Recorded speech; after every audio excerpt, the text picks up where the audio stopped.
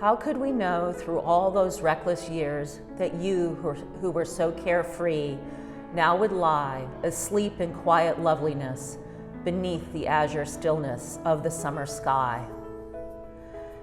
This is in the 1931 yearbook. It was penned by a graduate in the class of 1924 in honor of a classmate who had died.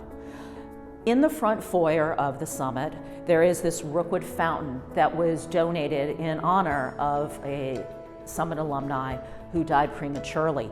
There are a lot of places throughout campus that have different things that honor fallen alumni, but this is probably one of the most poignant.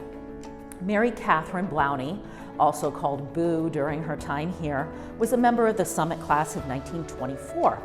She was very active. If you look at her senior yearbook, you see her in a lot of different places. She died of pneumonia in 1930, and her parents, Mr. and Mrs. Benjamin Blowney, donated this Rookwood drinking fountain for the front hallway in 1931.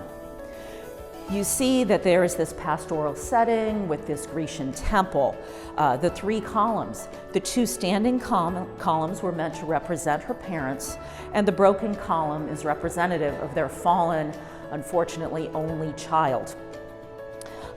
The fountain isn't operational anymore, but we still are lucky to have this. The "all are welcome here" phrase was installed much more recently, but all of it does, again, reflect the spirit of the community of the summit. For those of you that don't know, Rookwood pottery was founded in 1880 by a woman, Maria Longworth Nichols, who's very well known in the arts field in Cincinnati. She and her family were very involved in a lot of the art museum, the Taft Museum, a lot of things that we know today in Cincinnati. Another fun fact that does tie Maria Longworth into, if not the summit, but at least the area of the summit, is where she grew up, which was the Rookwood Country Estate that was on Grandin Road. It predates the summit. It was built in 1850 on 160 acres bounded by Grandin, Edwards, and Observatory roads. The fourth side of it was the Scarborough Estate, which is today's Cincinnati Country Club. The name, which then inspired the name of the pottery, was based on the rooks that were really prolific in East Walnut Hills and apparently very much so on the estate.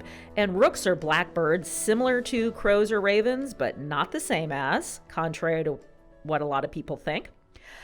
Rookwood had its own art gallery, a lot of which was later given to the Cincinnati Art Museum. And unfortunately, all that's left is an old coach house somewhere on Grandin Road. This is an example of the excellent work from kind of the early time frame, sort of at the end of their first height of success. And Rookwood Pottery was the first large industrial organization, both founded and run by a woman in the United States.